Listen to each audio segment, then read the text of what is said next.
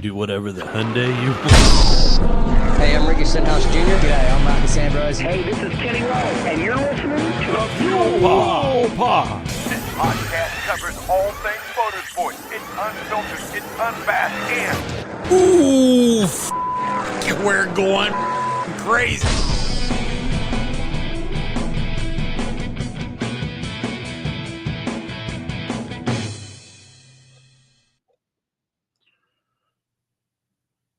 All right, everybody. Good evening. Welcome to episode 78 of the Fuel Pod, where we are. Man, you are still on mute.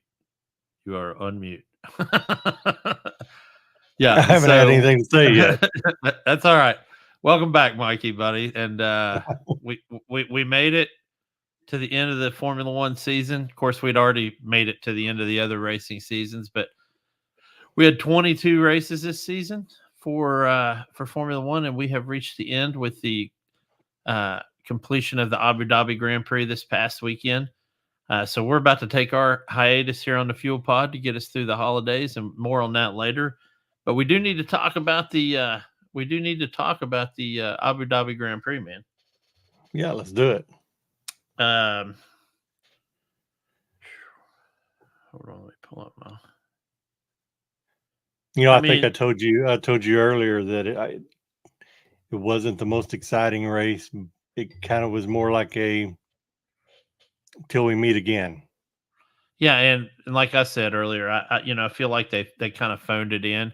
There were some cool things with it, and parts of it I enjoyed, and I like the Abu Dhabi circuit. I know when Chad knows him, and he's not a big fan. He calls it the Abu Dhabi circuit, but I like it. I really like the straight stretches there. I really like that button hook right, sweeping right that you stay flat out pretty much all the way through it until you get to the casino area.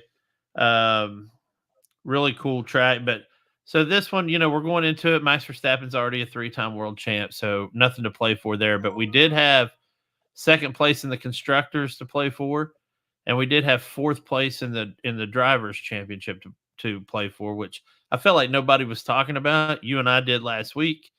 And it just so happens that it turned out kind of weird. So we'll get there in just a second. But Charles Leclerc looked super strong right out of the gate.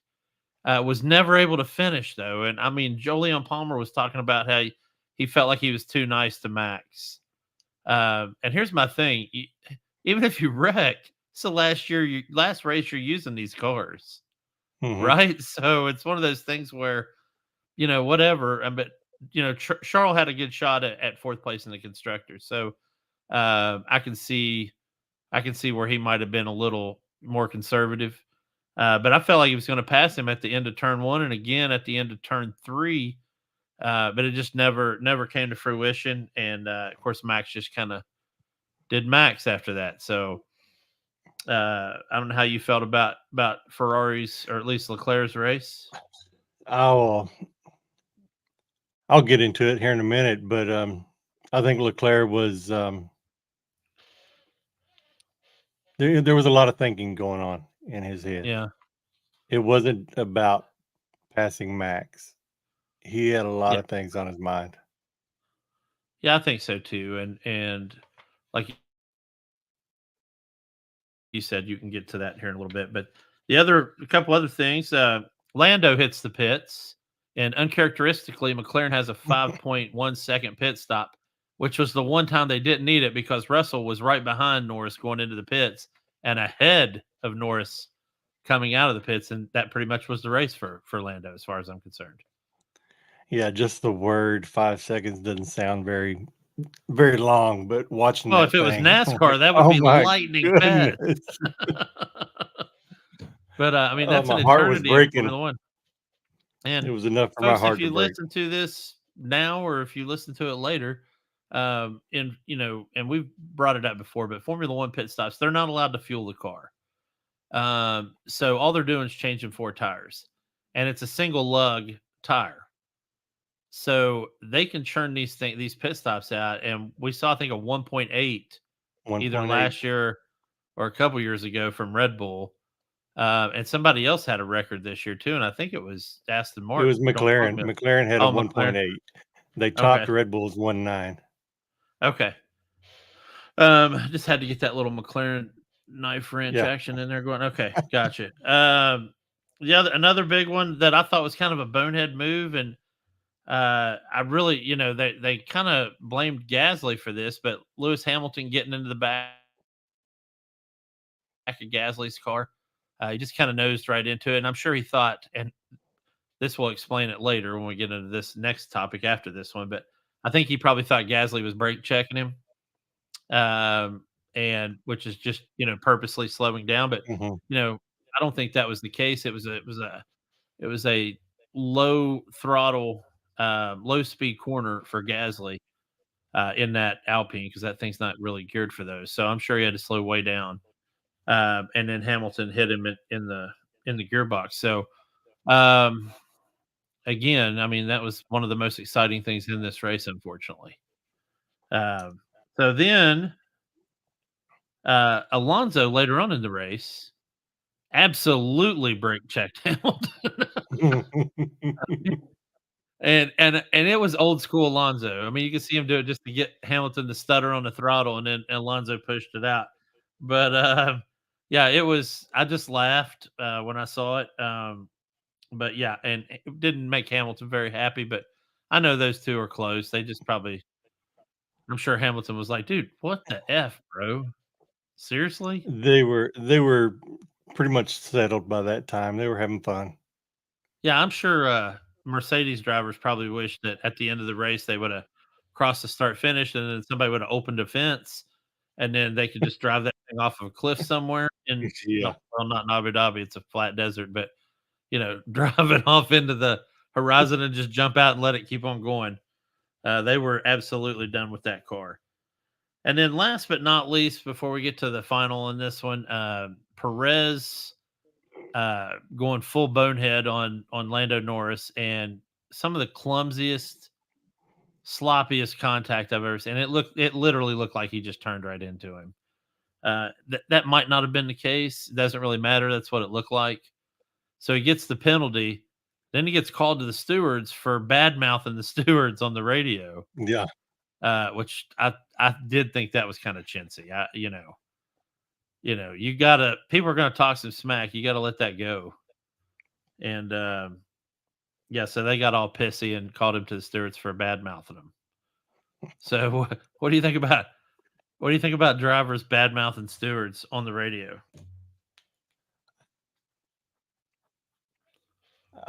I don't know. Yeah, I can see it both ways. Yeah, I think they deserve it sometimes for sure. yeah, But it's the fans watching at home not having any faith in the governing body would become a right. problem. Yeah, and I mean, and I see that too. But there still was a little bit of a race left, and if he was hoping for any leniency on anything else, I mean, he really just kind of shot himself in the foot on that one. Oh yeah. So, Yeah. it's one of those things where,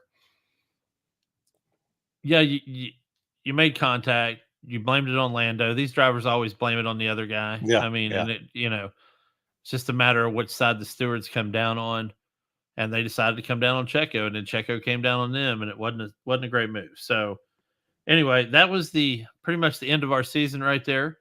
Coming across start finish, we had Max Verstappen.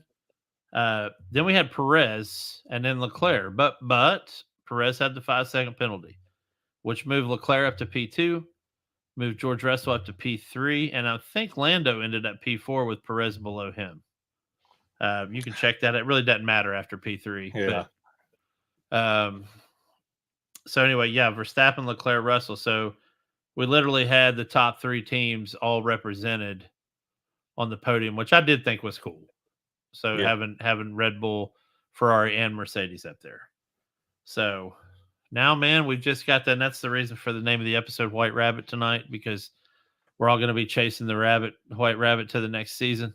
Because it's going to be a little bit of a hump to get there. So 24 races next year, which I'm sure is going to be crazy for everybody, fans included. They've regionalized the schedule to where next year all the U.S. based races are kind of in the same place in the schedule within a few weeks of each other.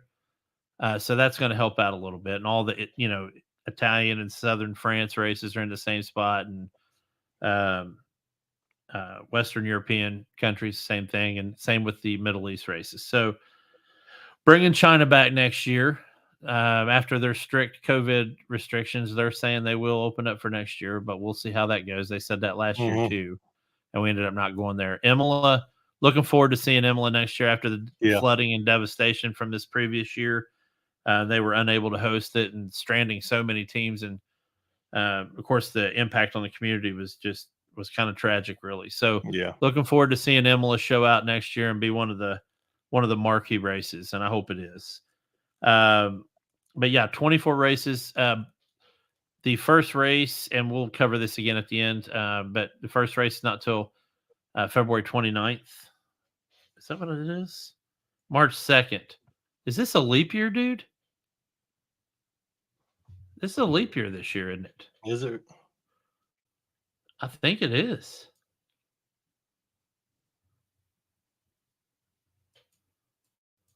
Let me find out. Yeah, it's a leap year. Yeah. So February 29th through March 2nd is the race weekend for Bahrain.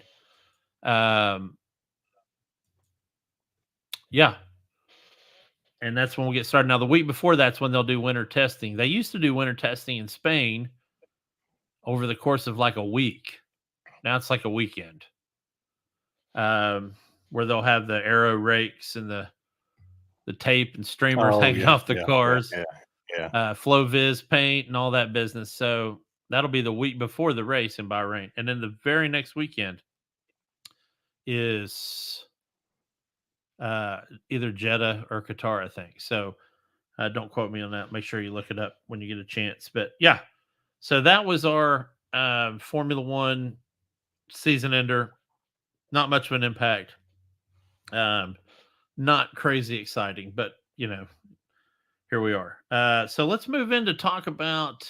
It's been a year, man. It's been 2023 motorsports year, and we'd be remiss without doing some awards. And I wanted to do a year-end podium and a year-end back markers for the entire year, and then some other, and then 3 other awards that we're going to go over. So the first one that we're going to do is our podium for 2023. Now, it doesn't have to all be Formula One, by the way.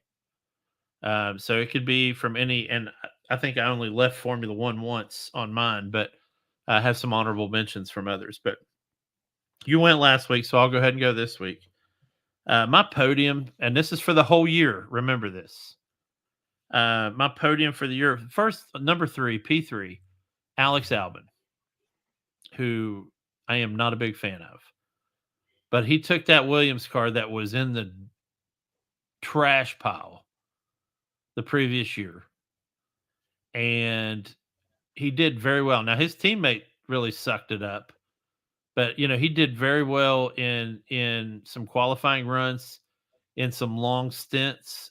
He showed promise for a team that everybody else has felt has fallen off the grid in the past, 6 to 8 years. So Alex Albon is my P3. My P2 is Carlos Sainz. And I know you're going to be like, oh, it's, you're a Ferrari guy, blah, blah, blah. But I really feel like he eclipsed Charles Leclerc this year until the last 2 races. He kind of had some weird, I think he cursed himself when he dropped his trophy in the golf tournament at Las Vegas, because right after that, he hit the manhole cover the following evening. Yeah. And I think that did irreparable damage to his car. And he just kind of hung it out for Vegas. But not great in this race. He got passed by Alonso and Hamilton and Russell on there. But I really felt like, plus he finished the season, well, he would have. I think Charles ended up getting him at the end. But he was ahead of Charles in the Drivers' Championship going into Abu Dhabi. And my P1, I know, try not to have heart failure. My P1, and this is mainly because of my horrible prediction at the beginning of the season. was that McLaren would be P9 or P10 at the end of this year. And they have absolutely showed out the last, I don't know if it's a whole half of a season, maybe a third. But they have done what I don't think anybody saw them doing this year, because I felt like everybody thought they were just going to be on a severe rebuilding year. But I have been extremely impressed, not so much with the drivers, oddly enough, but with the team, the way they turned that team around. Kind of cleaned house in management. They restructured the way they did business. And then they got to the business of building a car that worked. And for those things, then yes, I think they're definitely my P1 for the year, for coming out of the basement and getting it up there. Also, I believe if you would add up their average number of points for the last half of the season, and if they'd have done the same thing the first half of the season, they had a solid run at a possible P2 in the constructors. But that's neither here nor there, because shoulda, woulda, coulda, right? So that's my podium. Your turn. I got you. My podium's the exact same thing, except I put Alex Albon at the top. He took that car and alone went from 10th in constructors to 7th. Yeah. Alone. Yeah. Without a teammate. Without a doubt. And then who were your other two, the same? Yeah. Okay. All right, back markers. My P3 on back marker is Logan Sargent, and I really don't think I have to say a lot about it. I hate it because he's an American driver, and I want him to be successful. And I do hope he gets another shot at it next year. But I think it goes without saying that he was the least talented driver on the grid this year, without a doubt. Well, DeVries, but DeVries didn't make it all the way through the season. Number 2 is Haas F1. And I got to tell you, I've never been so pissed in my entire life. So here we go again. So Haas is the only American team on the grid. So he's the only American driver in P3, only American team in P2 on my back marker list. I feel like this is one of those years where the team let the two drivers down instead of the other way around. You've got two veteran drivers that can literally drive the wheels off of a car. Magnussen's a little too aggressive sometimes, but Nico and Magnussen both know how to drive a car. Yeah. And they just did not give him, for a while there, they gave him a great 1-lap car for qualifying. They did not give him a car. Yeah, that fell away towards the end of the season. They didn't give him a car that could go the distance. And I feel sorry for K-Mag and Nico, because both of them are super talented drivers. And my number 1 back marker for the year, simply because this guy should not have been. He should have been up there in the conversation with the top 2 or 3, but Checo Perez. Here's a guy who went from a great season the previous season, went from a great season the year he defended for Max at the 2021 Abu Dhabi Grand Prix, to making bonehead moves. He did have some spots of brilliance. He also won a race or two, I think. But, I mean, other than that, he had just a lot of substandard performances in a car that should have finished at least P2 in every race. Same car. So, yeah. Now, are his and Max's driving styles different? Yeah, obviously. But, you take that second seat at Red Bull, which is the most cursed seat in all of Formula One. You're being brought in to support Max. You also got to keep your chair, because everybody below you is probably good enough to take your seat at AlphaTauri and or the junior team. So you're constantly watching your back if you're in the second seat at Red Bull, as Pierre Gasly and Alex Albon know too well. Anyway, yeah, Checo Perez is my number 1. My honorable mention goes to Oyt Tanik, because, dude, what a dick move.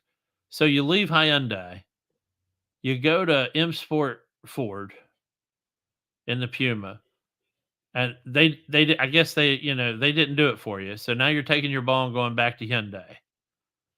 So for rally, and this is for obviously for World Rally Championship, but it just really upset me, man. I mean, I get it if you're on a team for a few years and they don't see any sign of improvement. Okay, I'm gonna go to a different team. But leaving 1 year because you didn't win to go to another team and then find out you didn't win again, only to go back to your original team. So I hope that deal was sweet. I hope the money was good. So anyway, those were my back markers, man. All right. So I didn't know we was doing a year end here or a year, and but this still works out. But here's the deal: you can't get mad. Okay. I've titled my back markers "Triggered," and they all touch on something that happened this last weekend. So I'm going to start off with Ferrari. Carlos Sainz, they totally screwed him. Their strategy, they didn't give him a chance. And this goes for the year. And I understand football coaches call the wrong play. It happens in sports. You can't get everything right. But it seems the entire grid, it seems like Ferrari has more of these head scratcher moments. And I think they have the drivers, they have the car, they have the team, and Fred, what's his name? Fred Vasseur. Vassar, yeah. Yeah, I was completely wrong on Bonotto. This guy is the man for the team. Yeah. So I have faith in him. I'm excited to see him. Other than McLaren, I'd like them to come in second. Okay. So number 2, and this is going to be touchy, but give me a chance. It's Yuki Tsunoda's partner, Danny Ricciardo. Yeah, they had a fight with Williams for 7th in constructors. Danny Ricciardo was no help, and I know he had the issue with the tear off in the brake duct, and that set him back. Here's the deal: he's come back, and you've pumped him up, and I'm new, so I haven't seen his greatness. All I know is what I've seen, and he's been in the points once, and that's it. And the reason I had issues with him, I said that he can be too much of a goof, and like this weekend, he's blowing kisses and making heart hands at Max and pit lane. Like, why can't we focus here on what we need to focus on? All right. Now, one thing, he came in, and I think he's vying hard for that Red Bull seat, but can't blame him. There's 500 other drivers in the world that want that seat too. I think he would be good at Red Bull because when he's around Max loosens up and has somewhat of a personality, and I like to see that. I've liked watching Danny Ricciardo, and I'm not sold on him just yet, but he's given me enough to give him a chance. Well, you're young, so we'll let you have your opinions. All right. And I'd like to say that I sat there the whole time and just took that one right on the cheek. So yeah, and man, you feel the way you feel. So if that's that's your impression on Danny, sure. I have different viewpoints on him. And tear off in the brake duct is a race ender, by the way. Yeah. I mean, that's it. You're done. If you don't get it out of there, you're done. Also, Danny's, I think sometimes, and I've even said sometimes, hey, let's stop the fooling around. But then I realized that is his focus. That's what gets him focused. I think that was the problem at McLaren. They tried to ridgeline him into this nice, neat pack, and he's not that guy, man. You can't cage the tiger, buddy. You can't cage the honey badger up. You got to let him out. He needs to scratch and claw things. Watch him goof off with the guys up and down the paddock. I mean, it's fun to watch. It's I really like that. But is that holding? I don't know. Maybe I just expected more. No, and you're right. I think that the broken hand thing kind of really set back his comeback a little Yeah. bit. And then again, he's in an AlphaTauri, and that's not the easiest car to drive. They have made it better, and I feel like a lot of that was geared towards, I don't think we're ever going to hear how effective Danny out of the car probably has been on the development of that AlphaTauri car, because I'm sure a lot of that new development that's brought that car up has come from his feedback in the sim and whatnot. Yeah. So, Yeah. that type of impact can't be overstated, really. So, but yeah, I don't disagree with you wholeheartedly. I mean, he didn't make my list, obviously, but I can see that. It's just somebody we've been following for a while since Yeah. this show started, and we've jumped him quite a bit I've- as far as getting in his. I put him on a pedestal, I guess, Yeah. and he didn't live up to it. Yeah, I mean, at the end of the day, he's a Formula One driver, man. Oh yeah, absolutely, absolutely. So, did you have one more? Yeah, I was that did. it? So, Okay. and this guy's got a Verstappen size lead on the rest, but Checo Perez again. Danny came in, jacked his head up, and the reason the Lando ordeal is what triggered me on this. But dude, he's got the skills. He's got an RB19. Why is he forcing it? He's forcing it. He's forcing it. Yeah. And I just call it desperation driving, which goes back to his head. Yeah, I mean, I think he fell apart this year.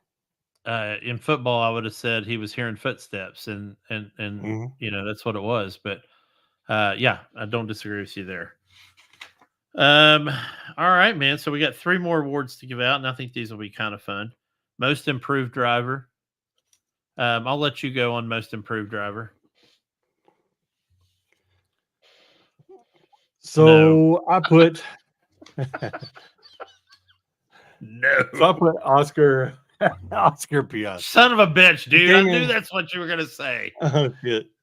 So he came in Wow. hot. He came in hot the first couple of years, then kind of fell to the back, after the first couple of races. And after summer break, he really came to his own in new tracks. These are places that he hasn't raced before, and he really Yeah, came into man. his own and became a top-notch competitor. He's a front runner now. So he was my most improved from He's a strong midfielder. with he could have a day. with small spurts of greatness. He's a strong midfielder. He could have Oscar. He could have a handful of podiums a year. Well, yeah. I mean, yeah, I'm sure he could. My most improved driver is Esteban Ocon, oddly enough. I left Formula One to go to Rally for this one because I brought all the things I'm going to say I brought up last week on the show, and it was for those very reasons. Is here's a guy that didn't have a full-time seat last year in Rally. And then when he did come in, it was like he was always behind the power curve. It was like they threw him in at the last second, and he was coming in, 12th, 16th. Every now and then he'd have like a 7th place or whatever. But dude, he was a solid top 5 driver this year. And I, really think he came on strong towards the end. He had a couple bad rallies. Everybody does. He had the one where he basically blew his car up.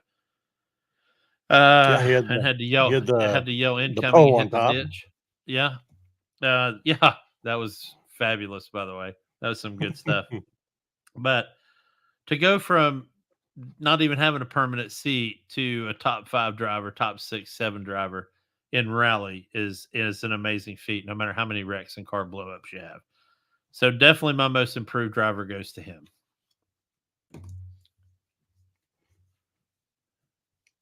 And the survey says, What are we on? most improved driver. Oh, I said Oscar Piastri. Oh, you did. You went first this time. Okay, I got Yeah. you. Sorry, that's my bad. All right, biggest disappointment. Yeah. Am I going first this time? Yes, absolutely. All right. Oscar Piastri. Dog. I mean, I'm just joking. I got to give it to Checo Perez. Wow. And I'm going to tell you why. He's just lighting up your scoreboard for 2023. So, And- oh, yeah, no joke. At the beginning of the year, I hadn't picked my team, hadn't picked my driver, hadn't picked, Yeah. he was the one I wanted. My daughter, who watches with me, that's who she wanted to be. That's going to be our guy. I know it's Red Bull. It's definitely not Yep. going to be Max, but we can get on with some Checo. Even we was looking at Checo merchandise while we was at Disney this summer. Yeah, everybody starts out as a bandwagon. Everybody starts out Red Bull. From my feelings toward him then at the beginning of the year, and now there's a huge drop off, huge disappointment. Dude, I thought you was somebody. Yeah. Yeah, I got to tell you, man, if I'd have got a notification at work this morning on my phone from Formula One that said Sergio Perez announced his retirement, I probably wouldn't have even pulled it up. I probably just looked at it on my phone and just put my phone back down and went back to work. Yeah. I mean, that's how you know. Even if Lewis Hamilton or Fernando, who deserved to retire, if that one would have popped up, I would have walked off to the side and read that article. But yeah, I don't know what to tell you there. That was pretty bad. My biggest disappointment, and it's mainly because at the beginning of the year, I thought this guy was going to have a good year. He changed teams. He got a new teammate. He looked happy. He's an aggressive driver. The guy drives in more traffic than probably any driver on the grid because he's always right in smack dab in the middle of it, is Pierre Gasly. Now, he might not deserve this biggest disappointment award, but if he doesn't, then Alpine does.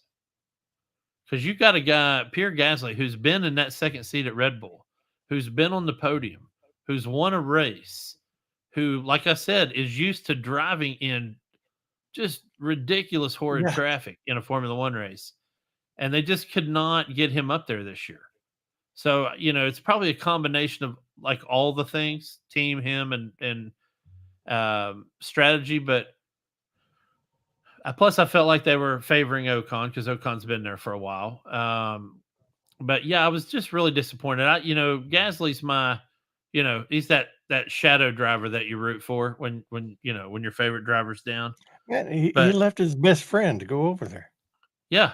So it didn't pan out for him this year. I hope it doesn't. I don't think he's not going anywhere. He'll be at Alpine next year too, but he's just too solid of a talent to lose. But he's starting to slide into that like Danny Rick territory where he's hovering over the, late 20s, getting ready to hit, whatever. And he's going to have to put up or shut up at some point. And I don't know if Alpine's the team for him to do it, but either way, it was a big disappointment. He's not the disappointment, but it was a big disappointment that his season didn't go better for me. All right, buddy. Favorite driver to watch? Favorite driver to watch has been Fernando Alonso. You son of a...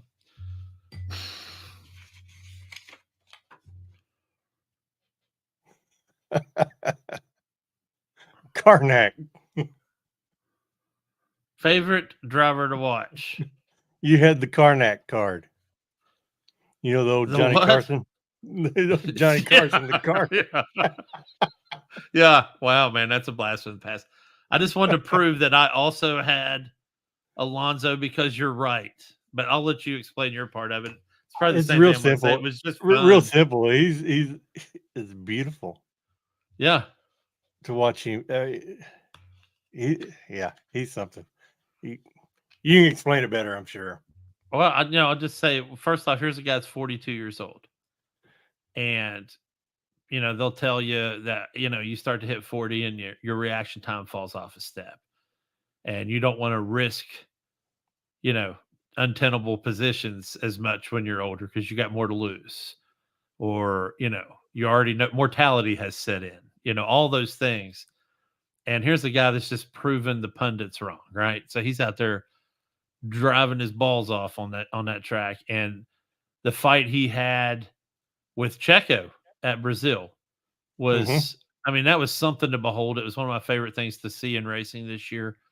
And you add that to all the podiums he got this year, that 5 years before that, he wasn't getting anything. Mhm. So, he had a tough time. He went to, he came out of retirement, went to Renault, which became Alpine. Didn't get a lot there at all. He worked his butt off, but didn't get it. McLaren before that, before the retirement, didn't get it there, left. Was at Renault before that and got, or Ferrari, didn't get anything really at Ferrari, got world championships at Renault before. Ends up on Aston Martin this year, and he's, Lawrence Stroll basically adopted him as his surrogate oldest son, kind of shoved Lance off to the side a little bit.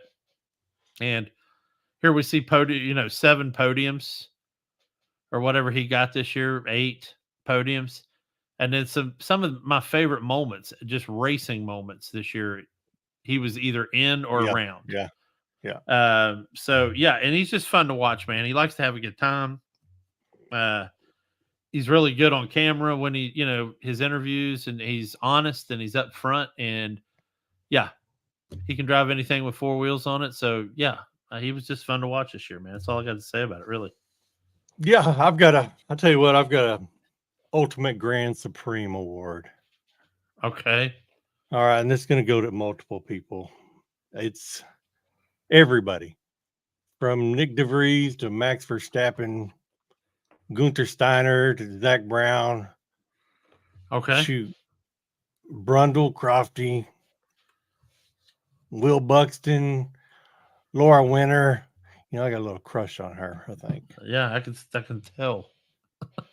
I was a little concerned on something this past weekend, but I'll get into that. But anyway, everybody involved. And I just kind of want to say Formula One class of 2023, thank you. It's been wonderful.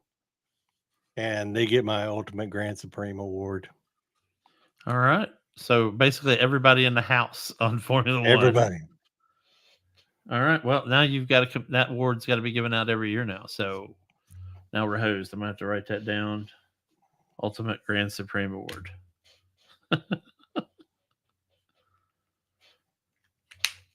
All right. And of course, those were the awards we had tonight. I mean, a lot of people had a good year outside of Formula One as well. I'm thinking of Newgarden in IndyCar and Dave Blaney.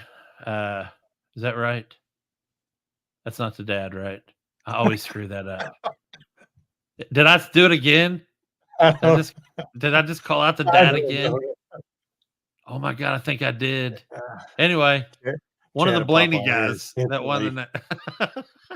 I'm pretty sure I just called out dad again. He's gonna, if he ever here's one of these, he's like gonna be like tweeting him and like, dude, seriously. So anyway, Blaney in the number 12 Menards car. That Blaney. Congratulations to you. You had a great year as well. Denny had a good year and just kind of lost it there at the end. Grosjean did not have a good year and won't be back. And got a bunch of guys going to WEC. Did I mess it up again? It's Dave the dad? Who is it? Greg? Yeah. What's his name? Yeah. Dave's Greg, dad. Yeah. So I'm lucky there's like Greg Blaney.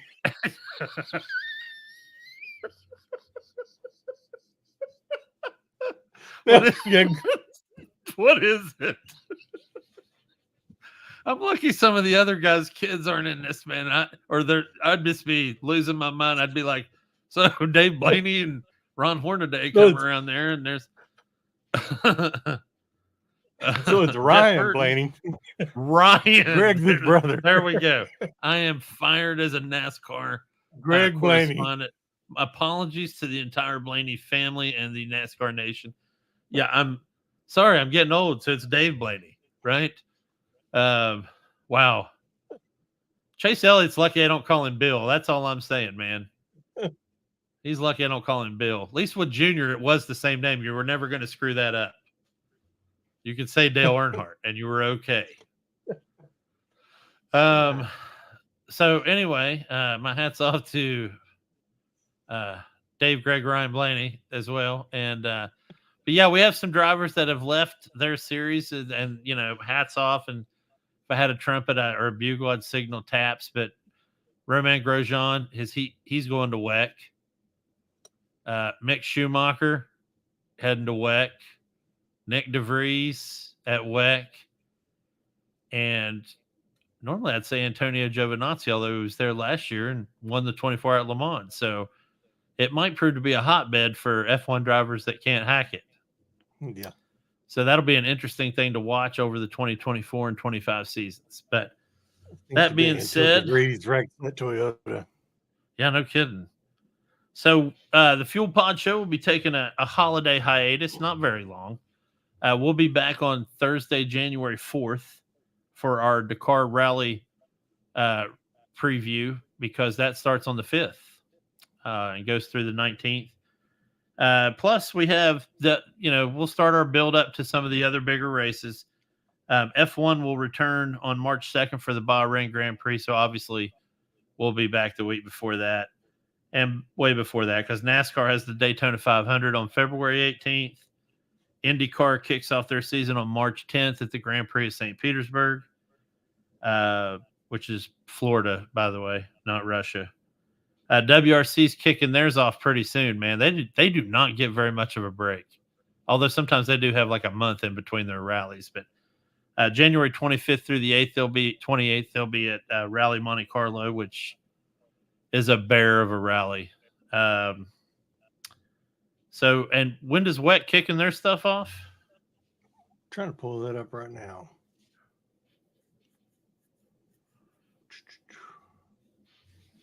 Having issues. Well, they're going to be at 24-hour Daytona, right? Are in March.